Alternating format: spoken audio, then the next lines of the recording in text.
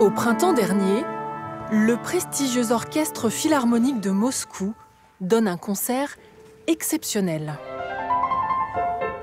Au piano, un invité d'honneur, Bernard Arnault. À ses côtés, sa femme, Hélène Mercier, pianiste de renom, et leur fils, Frédéric.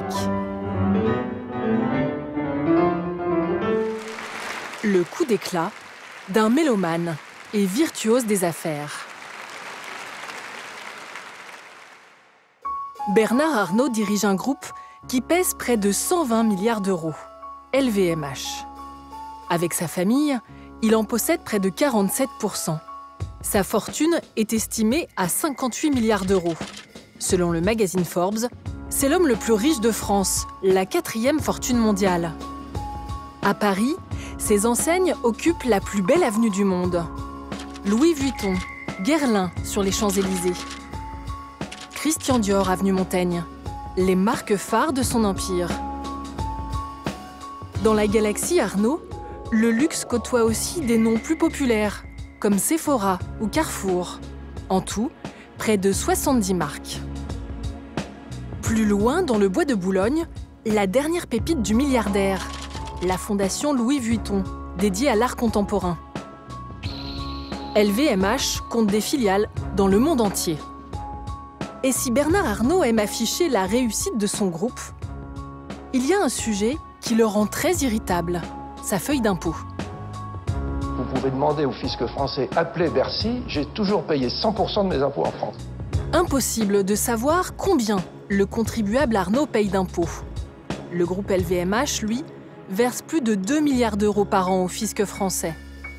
Mais en 2014, une ONG spécialiste de l'évasion fiscale révèle que le groupe LVMH est un champion des paradis fiscaux, aux côtés de la BNP. Le numéro 1 du luxe compterait 202 filiales offshore. Nous sommes partis dans le sillage du milliardaire, là où la fiscalité est plus avantageuse qu'en France. À Malte, nous avons retrouvé l'avocat qui s'est occupé du Symphonie, le yacht de Bernard Arnault. Quel est son nom déjà? Bernard Arnault. En Belgique, nous avons voulu savoir ce qui se cache aujourd'hui derrière les sociétés du milliardaire. Il y a beaucoup de gens qui travaillent ici ou pas? En France, nous avons exploré l'envers du décor de la fondation Louis Vuitton. Faire croire aux Parisiens que leurs impôts, c'est un cadeau, quand ils le donnent à Bernard Arnault, il faut le faire. C'est vraiment le maître de l'illusion. Avec ses montages fiscaux, Bernard Arnault a-t-il été redressé par le fisc français? L'ancien secrétaire d'État au budget, Christian Ecker, nous fait une révélation. Votre question était précise. Ma réponse est oui. Enquête sur une histoire d'amour, Bernard Arnault et les paradis fiscaux.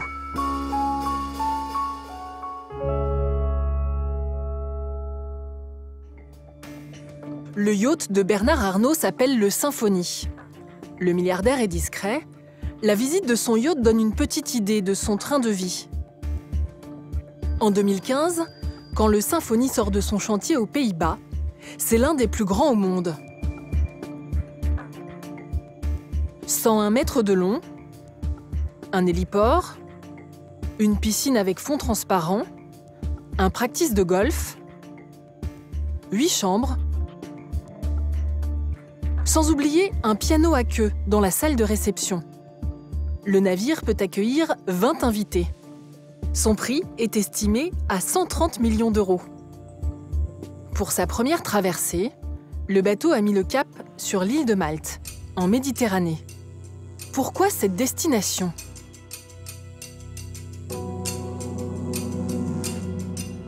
Malte, c'est l'un des 28 États membres de l'Union européenne. 400 000 habitants et 4 500 yachts. Nous avons rendez-vous avec une femme qui en sait long sur ses embarcations luxueuses, Caroline Navarro. Elle est manager de la plus grande marina de l'île. Y a-t-il beaucoup de yachts de plus de 100 mètres ici? Il n'y en a pas beaucoup, mais il y en a de plus en plus. Comment l'expliquez-vous? J'imagine qu'on veut toujours en avoir un plus grand que son voisin. Caroline Navarro se souvient de la fête qu'elle avait organisée pour l'arrivée du Symphonie dans l'île. Le voyage d'inauguration du Symphonie à Malte fut un grand moment parce que c'était un tout nouveau yacht de plus de 100 mètres. Alors nous avons organisé une grande fête. C'était épique pour le bateau et pour la marina. C'était fantastique. Est-ce que le propriétaire était là? Non. Pour être honnête, nous avons très peu de contact avec les propriétaires. Souvent, ce sont des sociétés de gestion qui s'occupent des bateaux et le propriétaire ne vient ici qu'une heure ou deux. Ce sont des gens très occupés et leur temps est précieux. Si le yacht a fait son voyage inaugural dans l'île, ce n'est pas seulement pour profiter du paysage. En effet, c'est un endroit très attractif, apparemment parce que plus votre bateau est grand, et moins vous payez de taxes. Des taxes et des impôts très peu élevés, c'est l'un des avantages fiscaux, uniques en Europe, qu'offre Malte aux propriétaires de yachts. L'île a d'autres charmes. On peut y posséder un yacht incognito. Il suffit de créer sur place une société de gestion du navire. Ce journaliste maltais a fait partie de l'équipe des Malta Files en mai 2017. Des révélations parues dans la presse sur les secrets de l'évasion fiscale sur l'île. Avec ce type de société, le véritable propriétaire est caché derrière une personne recrutée pour ça. Un comptable, un réviseur, un consultant ou un avocat. Et ça peut être très difficile de savoir qui est le réel propriétaire. Malte appartient à ce système de kleptocratie mondiale. Malte aide les riches, l'élite mondiale, à faire des économies sur leurs impôts. Et elle permet de se cacher derrière des hommes de paille. Et ça fait partie de ce jeu pour garder les choses secrètes. Pour le Symphonie, nous avons retrouvé la trace de cette société dans les registres du fabricant du yacht. Elle s'appelle Sonata Yachting Limited. Elle est bien basée à Malte. Nous retrouvons aussi le nom de l'avocat qui a créé cette société. Après un mois de discussion, il accepte de nous rencontrer.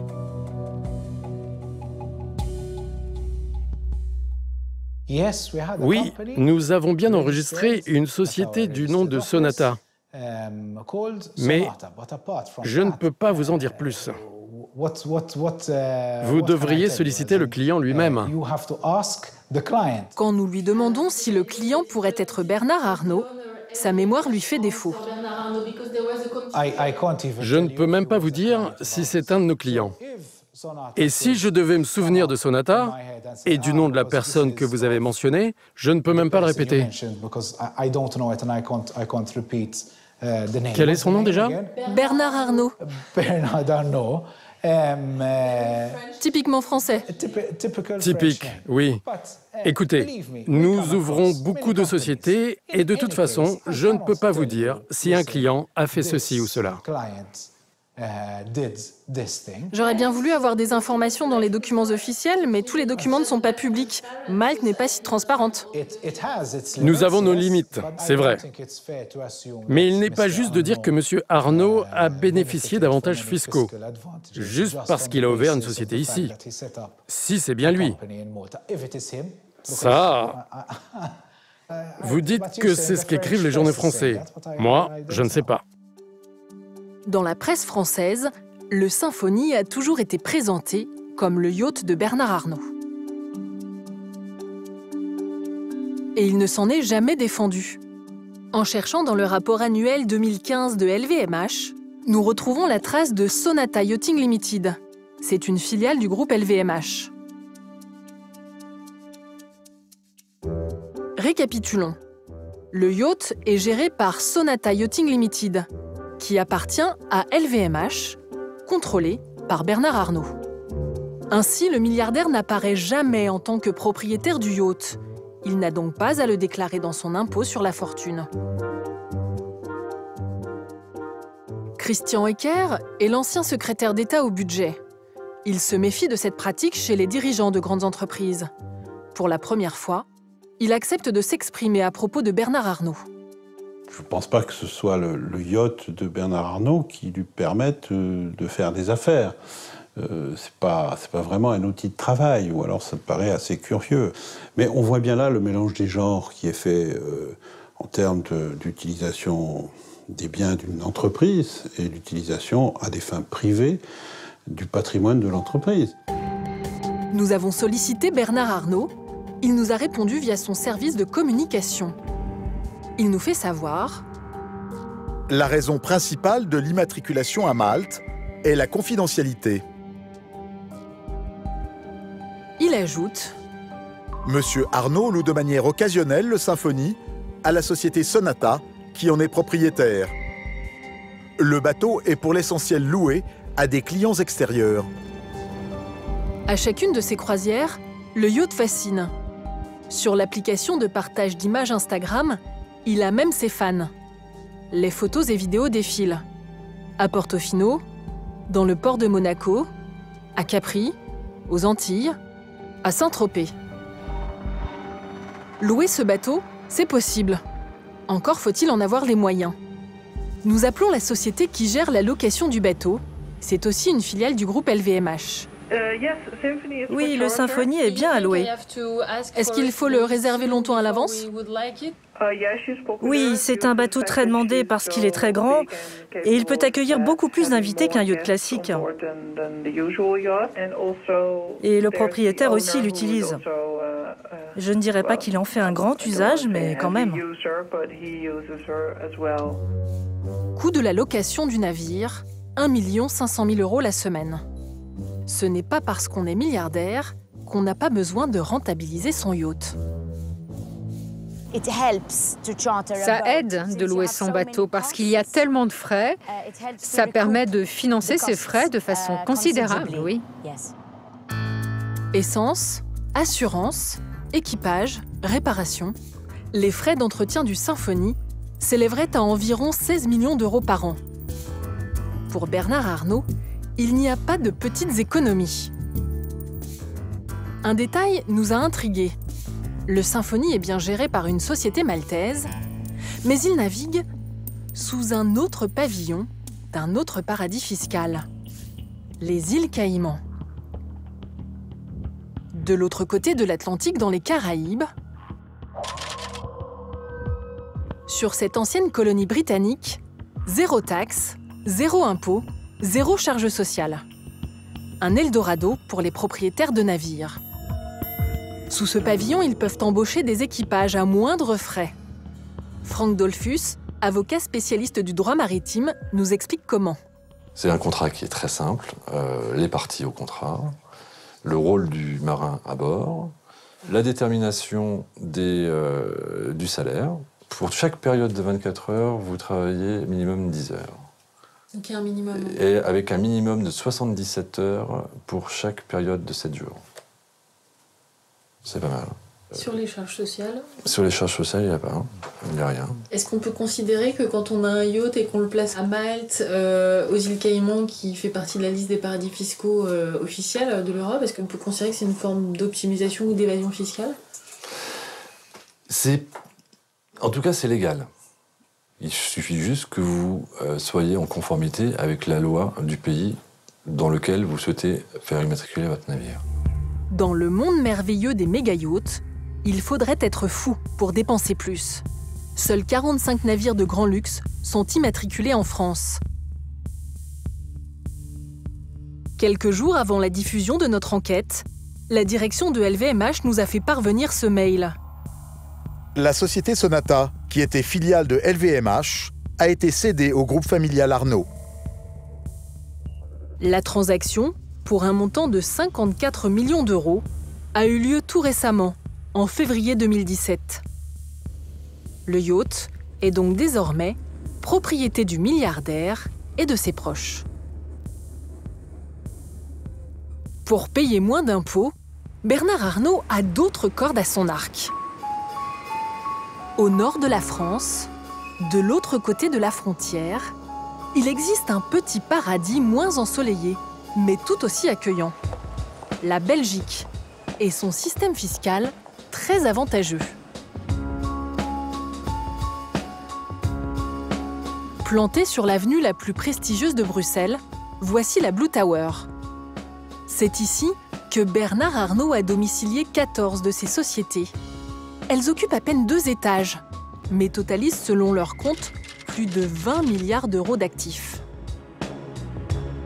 Haute couture, parfumerie, maroquinerie, serait-ce le quartier général du groupe de Bernard Arnault en Belgique? Dans le hall d'accueil, très peu d'informations.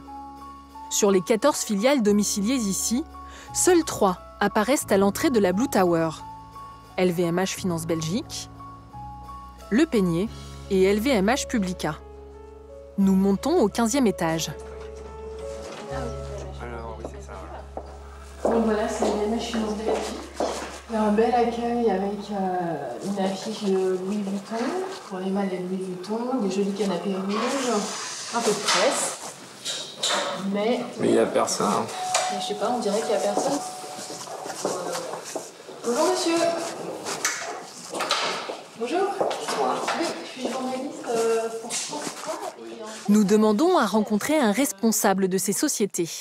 Est-ce que je peux vous demander d'attendre là-bas? Oui, on ne peut pas attendre ici? Non. D'accord, je préfère pas. Merci. D'accord, pourquoi? Parce que je préfère pas. Ok. Est-ce que je peux vous demander s'il vous oui, bien plaît? sûr. Merci. Et juste une dernière chose, il y a beaucoup de gens qui travaillent S'il vous ici plaît, ou pas? s'il vous plaît. Merci. Pour s'assurer que nous quittons les lieux, dans l'ascenseur, une autre salariée vient nous raccompagner. Mais il y a beaucoup de gens qui travaillent, parce qu'on avait l'impression qu'il y avait presque personne chez LVMH Finance Belgique. Si. Il y a des gens qui travaillent? Oui, il y a des gens qui travaillent, tout à fait. Ok, très bien. Bon, bah, Du coup, on y va? je crois que c'est clair. Hein. Ok. On sera pas Bon, merci beaucoup. Pour savoir combien de personnes travaillent ici, nous nous rabattons sur une autre méthode. Éplucher les comptes de 2015, publiés par les entreprises au greffe du tribunal de commerce. Pour celle-ci, par exemple, en face de la ligne travailleurs, il n'y a aucun chiffre. Pareil pour les frais de personnel, la colonne de droite est vide. Point commun de toutes ces sociétés, elles ne comptent presque pas de salariés, mais elles affichent des bénéfices énormes. Pile Invest. Bénéfices, plus de 114 millions. Salariés, 0. Jim Invest. Bénéfices, plus de 31 millions. Salariés, 0. Chez LVMH Finance Belgique et ses 86 millions de bénéfices, il y a 6 salariés. Et Le Peigné, 183 millions de bénéfices, compte 4 salariés. Il n'y a donc que 14 salariés de l'Empire Arnault dans cette tour. Et ils sont super productifs. Ils réalisent à eux seuls un bénéfice de plus de 411 millions d'euros, soit plus de 29 millions de bénéfices par salarié. Ces sociétés ont toute une existence légale, mais elles affichent un profil intrigant. Nous partons au Parlement à Bruxelles. Rencontrer l'homme qui, le premier, a mis son nez dans les affaires de Bernard Arnault en Belgique.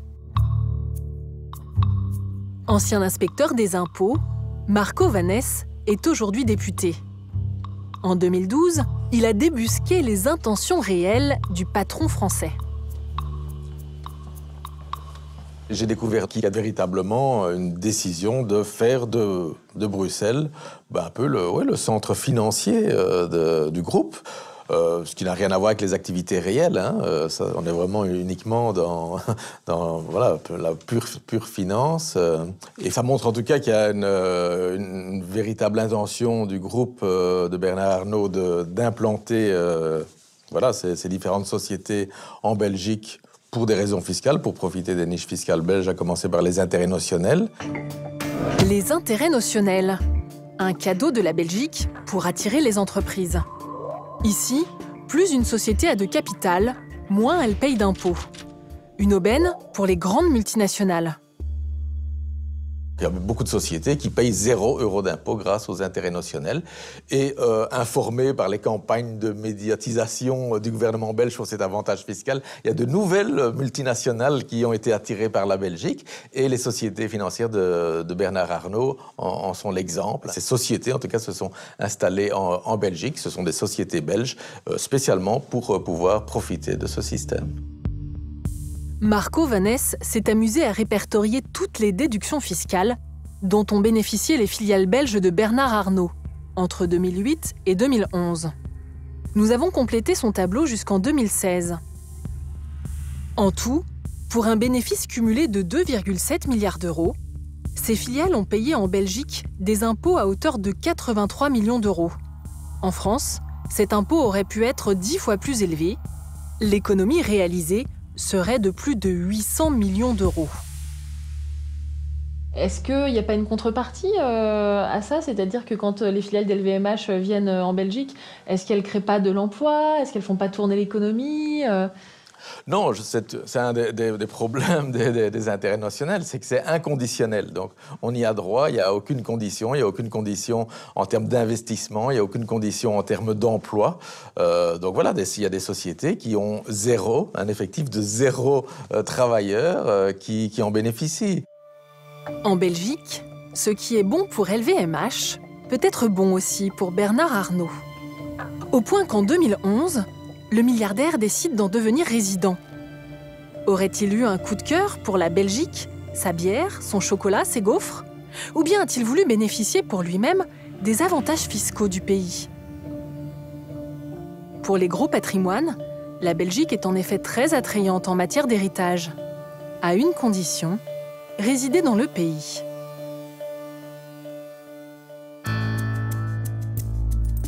Uccle, la banlieue chic de Bruxelles. Ici, 10% des résidents sont français. Bernard Arnault s'y est fait domicilier en 2011, dans la plus grande discrétion. Nous nous rendons devant son immeuble en compagnie de David Leloup, un journaliste d'investigation belge, qui enquête sur le milliardaire. C'est la première fois qu'il vient sur les lieux. 4 Cèdres, oui c'est ici.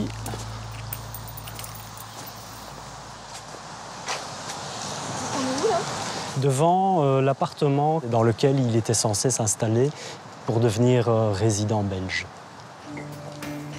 Sur place, une habitante de l'immeuble accepte de nous faire entrer chez elle à condition de ne pas être filmée. 240 mètres carrés, avec une cuisine américaine, un vaste salon, 3 chambres et 2 salles de bain, le tout avec vue sur un bois. Bernard Arnault louait le même appartement sur le palier d'en face.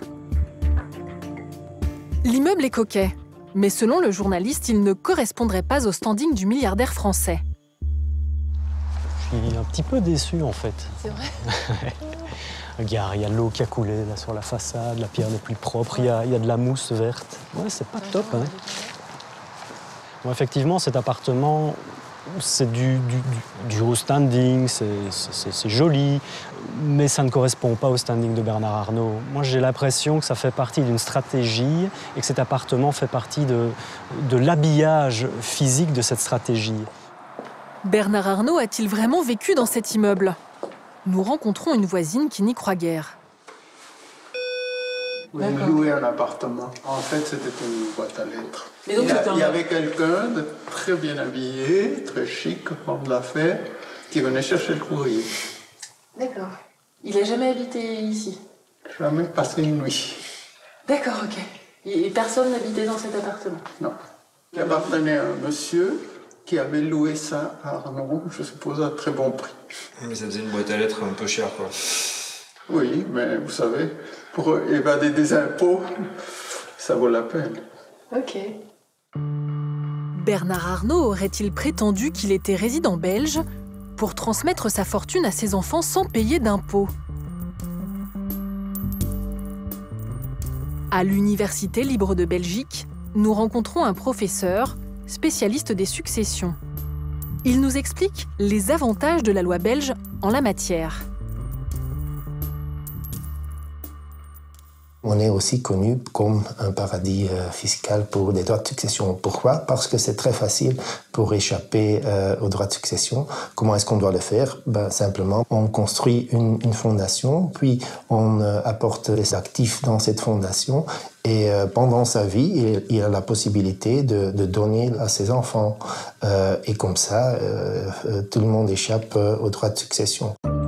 En 2012, 60% des actions de Bernard Arnault dans son groupe sont rassemblés dans une holding familiale, Pilinvest, basée en Belgique. Le milliardaire abrite cette holding familiale dans une fondation, Protect Invest. Serait-ce pour payer moins d'impôts sur sa succession? Son objectif est écrit en toutes lettres dans les statuts de la fondation.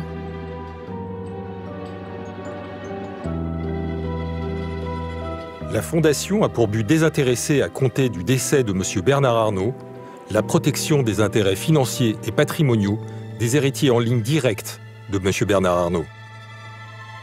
Comme nous l'a expliqué le professeur d'université, de son vivant, Bernard Arnault peut faire une donation à ses enfants sans payer d'impôts, à condition d'être résident belge. En 2012, les manœuvres du milliardaire en Belgique commencent à se savoir. Les Français découvrent que le grand patron a même demandé la nationalité belge. Le journal Libération publie cette fameuse une.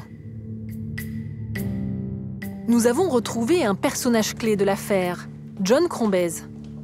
Il était à l'époque secrétaire d'État en charge de la lutte contre la fraude fiscale au sein du gouvernement belge. Il a tout de suite eu des doutes sur l'attrait soudain de Bernard Arnault pour la Belgique. En 2012, Bernard Arnault nous jure qu'il adore la Belgique.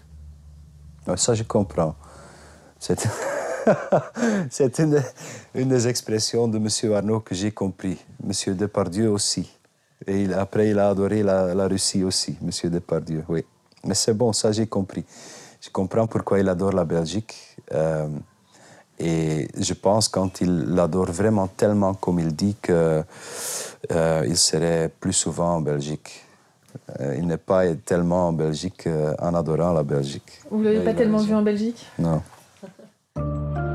La justice belge s'interroge. Bernard Arnault a-t-il fraudé sur sa domiciliation? Pour vérifier si le milliardaire habite bien à Uccle, elle lance discrètement une enquête. Pour moi, ça a tous les éléments pour avoir au moins une enquête sur le fait que c'est vraiment pas réel ce qu'il fait. C'est une construction qui est irréelle pour éviter des taxes. Les investigations restent confidentielles, jusqu'à ce communiqué publié en 2017 par le procureur du roi. Coup de théâtre, la justice belge abandonne les poursuites pour fraude à la domiciliation contre Bernard Arnault en échange d'un versement d'argent. Au terme de cette enquête, estimant que les faits en cause pouvaient faire l'objet d'une transaction pénale, le ministère public a proposé à M. Arnault de mettre un terme à l'action publique par la conclusion d'une telle transaction. Combien le milliardaire a-t-il payé? Le montant est confidentiel. David Leloup a enquêté. Bernard Arnault aurait versé 2,5 millions d'euros. Si ce n'était pas un domicile fictif, s'il a réellement résidé ici, je ne vois pas pourquoi il a accepté de payer 2,5 millions, parce que ça se retrouve de toute manière dans toute la presse et il y a toujours cette suspicion qu'il ne sera jamais levé. Est-ce que les poursuites étaient fondées ou pas? Est-ce que vous connaissez beaucoup de gens qui disent j'ai rien fait, mais je vais payer quelques millions d'euros. Allez. Et puis, il y a des communiqués de presse où ils disent je ne l'ai pas fait, mais je vais le payer. C'est un peu ridicule. C'est vraiment la justice des classes. On dit ça en français? C'est la justice des classes parce qu'on voit qu'avec des montants très difficilement contrôlables, ils clôturent des enquêtes pénales. Avec ce versement, Bernard Arnault évite que les détails de son histoire belge ne soient déballés au grand jour. L'avantage d'une transaction est évident pour quelqu'un qui est médiatisé, qui est important, qui a des sociétés importantes. Forcément, on évite un procès et la médiatisation d'un procès. Un procès, c'est quelque chose de public. Bernard Arnault pense sans doute avoir calmé les autorités belges. Pas tout à fait. L'affaire n'en est pas restée là. John Crombez a mis le dossier fiscal du contribuable Arnault à disposition de Bercy. Il trompe la République française. Et là, j'ai dit il faut de la transparence totale dans les enquêtes vis-à-vis des autorités françaises. Nous interrogeons Christian Ecker. Il était secrétaire d'État au budget à l'époque. Il nous confirme l'information et il va même plus loin. Bernard Arnault a bien dû rendre des comptes à Bercy. Il se trouve que j'ai néanmoins, puis s'agissant d'une personne connue et d'un volume financier important, eu connaissance de cette affaire. Est-ce que le fisc a pu et a utilisé les informations qui lui ont été fournies? Ma réponse est oui. Les affaires fiscales ont donné lieu à régularisation et à pénalité, comme il se doit en la matière. D'après nos informations, il aurait été l'objet d'un redressement qui se serait élevé à près d'1 milliard d'euros. Tout laisse à penser que Bernard Arnault n'a pas pu effectuer de donation en Belgique à ses héritiers. Mais malgré ses démêlés avec le fisc, nous découvrons qu'il continue à organiser sa succession via sa fondation belge. Nous nous sommes procurés ces documents publics. En 2016, la société Pilinvest, qui détient les actions de Bernard Arnault au sein de la fondation, est scindée en deux. Pilinvest Participation et Pilinvest Investissement. Nous soumettons ces documents à un économiste, Benoît Bousmar. C'est un spécialiste des grandes fortunes françaises et du groupe LVMH. Voici son interprétation. En 2016, non seulement il est toujours en Belgique, mais il divise en deux la société Pilinvest et surtout, il sépare la nue propriété de l'usufruit. Et donc la nue propriété, c'est simplement la partie qui donne le droit à ses enfants de gérer et donc de commencer la répartition de la succession. Par contre, lui garde l'usufruit, et l'usufruit, c'est ce qui donne les droits de vote. Donc c'est toujours lui qui est aux commandes, même si formellement il y a déjà une partie qui est partie vers les enfants en termes de droits de succession. Vous êtes catégorique, la scission de Pilinvest en deux sociétés, ça veut dire que... Ah ben, bien entendu que la succession est en train de se faire. Donc là, il n'y a pas photo. Hein. Au décès de Bernard Arnault, s'il est toujours résident français, ses héritiers devraient payer des droits de succession en France. Concernant la fondation, Bernard Arnault nous confirme: l'ensemble de ce mécanisme est toujours en place.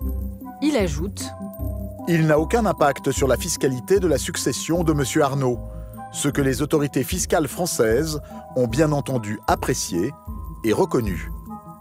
D'après plusieurs spécialistes que nous avons consultés, les héritiers ne devraient pas payer d'impôt sur la succession en Belgique tant que leur part reste dans la fondation.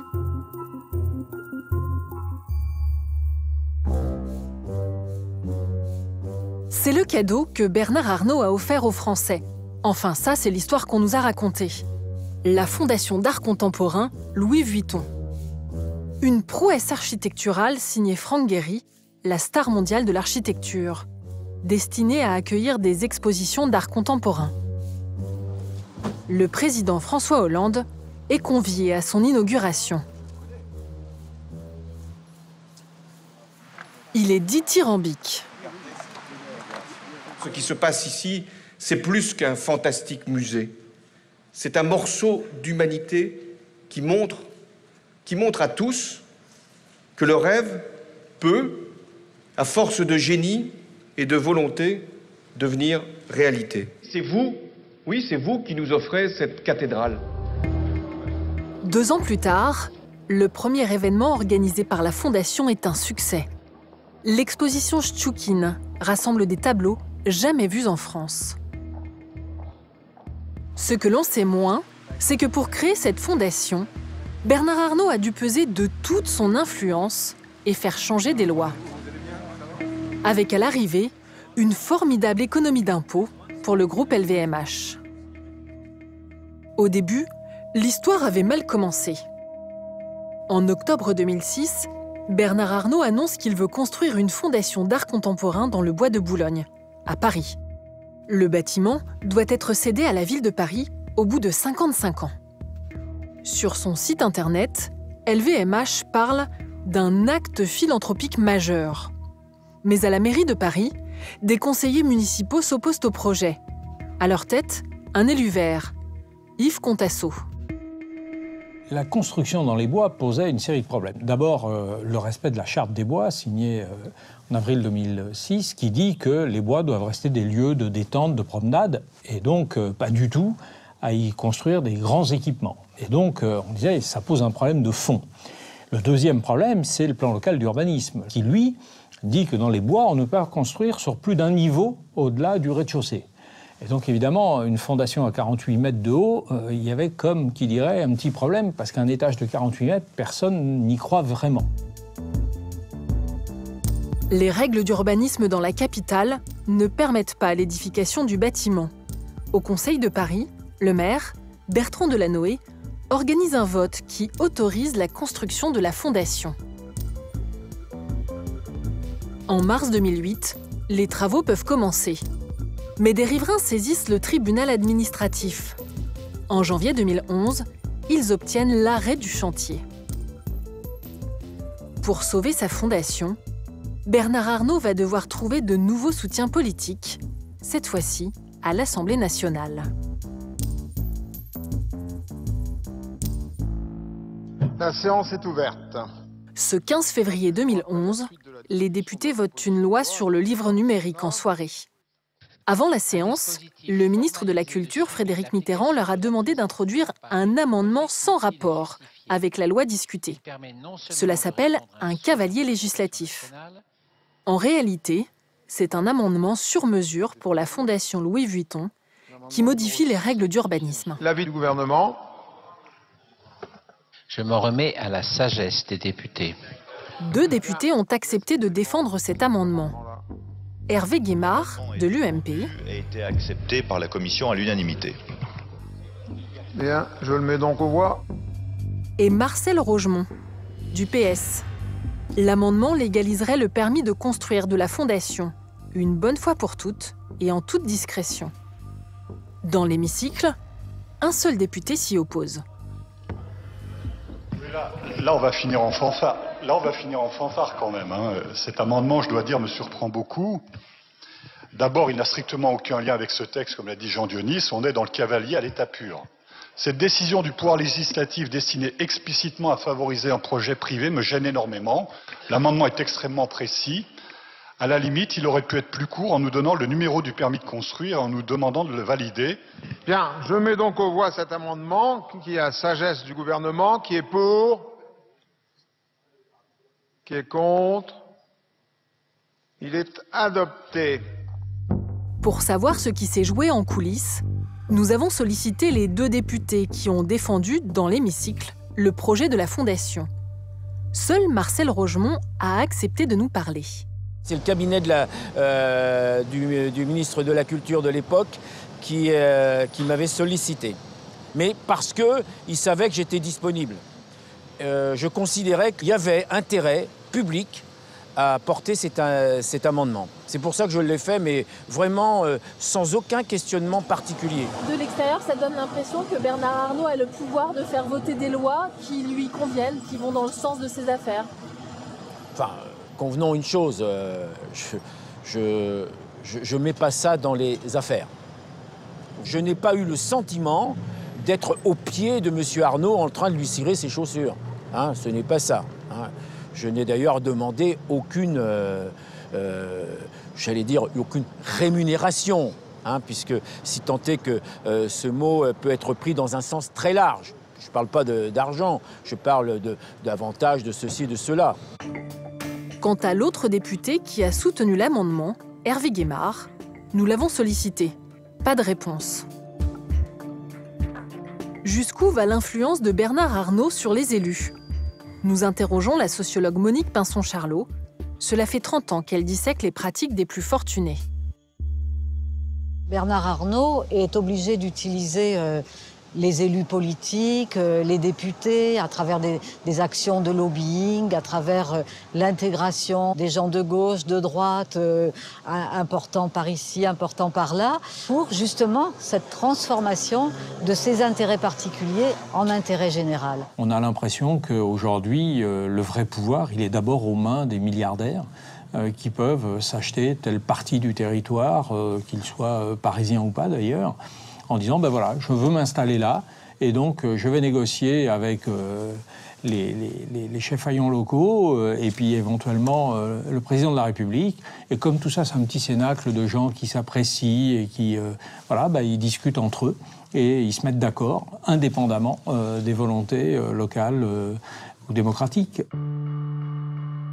À l'hiver 2011, Bernard Arnault a les mains libres. Les travaux reprennent. Pendant tout le temps de la construction, le montant des travaux est resté secret, jusqu'à l'inauguration. Un chiffre est alors lâché dans la presse. 100 millions d'euros. Est-ce réellement le coût de l'édifice ?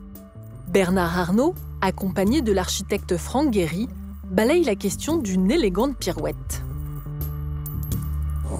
On ne chiffre pas un rêve. Merci beaucoup. Merci infiniment. 3 ans plus tard, nous avons mis la main sur les comptes de l'année 2014 de la Fondation Louis Vuitton. C'est un document public. Il émane de la Fondation et a été validé par un commissaire aux comptes. Selon ce document, on est très loin des 100 millions annoncés. La construction a coûté 771 millions d'euros. Si on y ajoute les diverses dépenses techniques, le coût dépasse les 800 millions d'euros. Un problème pour Bernard Arnault ? Pas vraiment. LVMH va récupérer une grande partie de cette somme grâce à une loi sur le mécénat, la loi Aillagon. Elle permet à une entreprise une déduction de 60% du montant investi dans une fondation.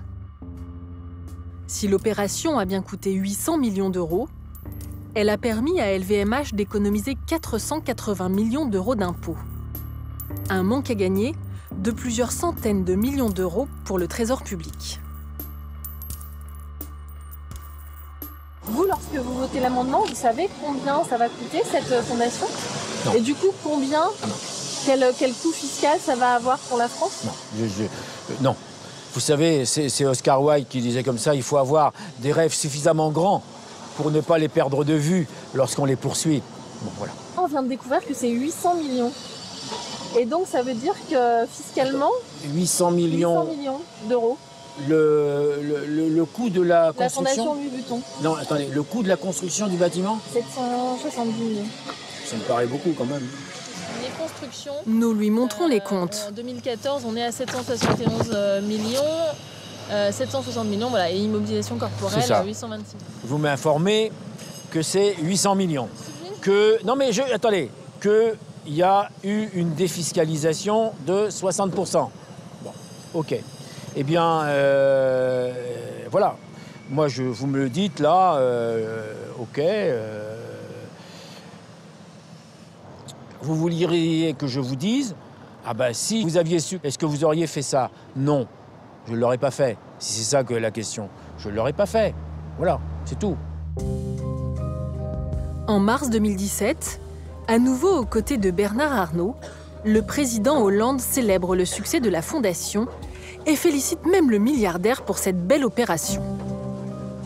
C'est un succès aussi quant à la fréquentation. Sans que ça ne vous fasse payer plus d'impôts, ce qui quand même est appréciable dans la période où nous sommes. Bernard Arnault apprécie cette plaisanterie, mais elle ne fait pas rire tout le monde. Les niches fiscales sont des subventions déguisées, mais là, c'est une niche fiscale scandaleuse. Moi, je pense que s'il devait y avoir une modification importante en matière de fondation, c'est le plafonnement de la défiscalisation. En disant, là, je ne sais pas, 50, 100 millions, après, ça peut se discuter. Mais il faudrait plafonner. Il n'y a aucune raison qu'on aille aussi loin. Près de 500 millions de défiscalisation, alors qu'on nous dit qu'on cherche quelques millions par-ci, par-là. C'est pas pensable. Nous avons voulu demander son avis au ministre qui a offert cet avantage aux mécènes, l'auteur de la loi, Jean-Jacques Aillagon. Étonnamment, l'ancien ministre de la Culture ignore le coût de la Fondation Louis Vuitton. J'ai découvert, et je vais vous le montrer parce qu'en général, on ne croit pas. Non, vous êtes très gentil. La Fondation Louis Vuitton avait coûté près de 800 millions d'euros.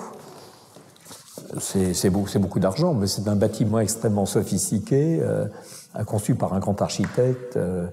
Alors, je ne sais pas, écoutez, vous m'apprenez le prix de ce chantier. C'est incontestablement beaucoup d'argent, mais je crois que la taille, l'ampleur justifie sans doute cet investissement si important.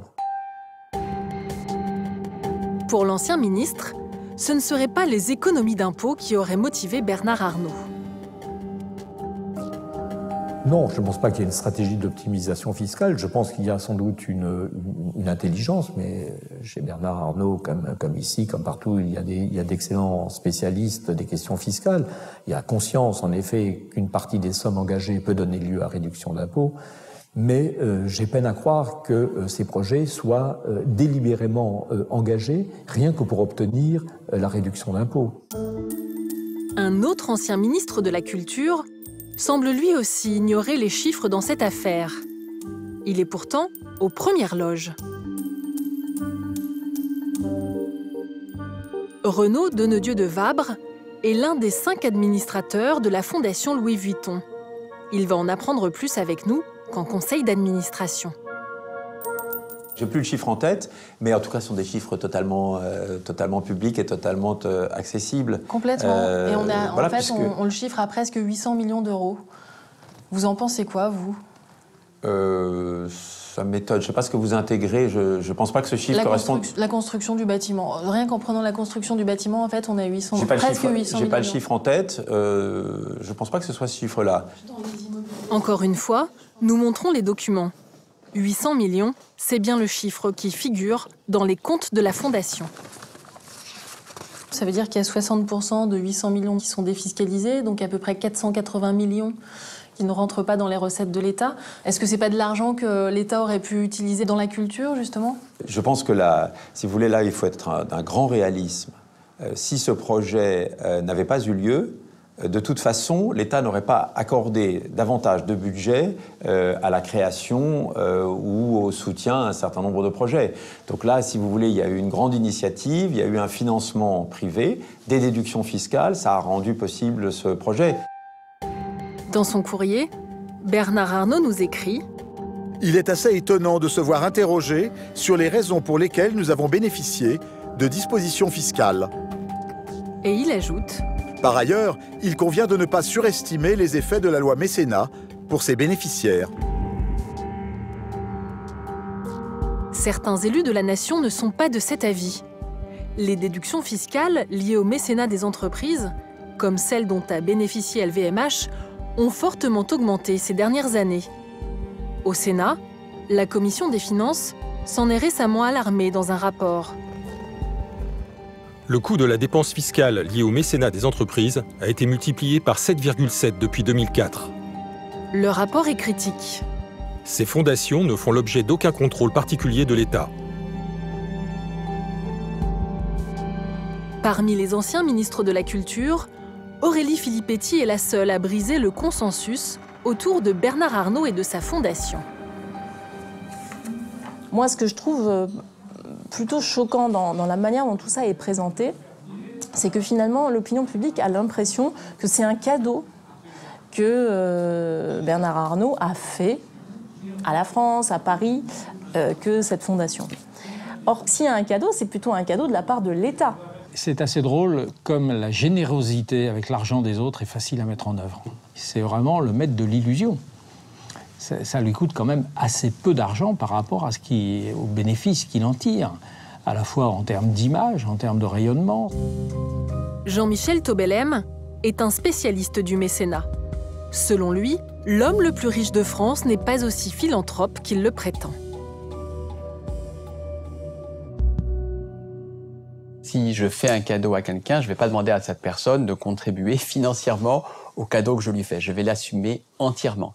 Après tout, un groupe aussi riche que LVMH, et on peut s'en féliciter, n'a pas besoin de demander le bénéfice de la déduction fiscale. Il peut l'assumer totalement. Quant à M. Arnault, à titre personnel, sa fortune de plus de 40 milliards d'euros de fortune personnelle lui permettrait, en tant qu'individu, d'offrir plusieurs fondations de cette nature aux Parisiens ou aux Français, s'ils le souhaitaient.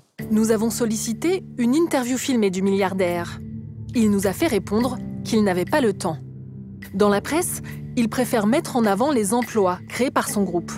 Exemple, dans cet entretien paru dans Paris Match en octobre 2017. En France, nous embauchons 3000 personnes par an. Embauche ou création d'emplois? Benoît Bousmar a recensé les effectifs de chacune des filiales du groupe LVMH jusqu'en 2016. Ce qui est sûr, selon lui, c'est que le groupe ne crée pas 3000 nouveaux emplois par an. Quand il me dit j'ai créé 3000 emplois, on voit bien qu'entre 2008 et 2016, fin 2016, on est au maximum à 1000 emplois par an. Et dans ces 1000 emplois, les 3 quarts du temps, ce sont des sociétés rachetées. Donc, par exemple, en termes de rachat, je regarde, nouvelle société en 2016, c'est quoi? C'est Le Parisien, c'est Team Diffusion, c'est Proximity. On peut pas dire qu'il crée des emplois, cet homme-là. La création d'emplois par Bernard Arnault, pour moi, c'est 0. Au terme de notre enquête, nous sommes loin d'avoir démêlé toutes les ficelles fiscales utilisées par le milliardaire. Une chose est sûre, c'est une des clés de son immense réussite.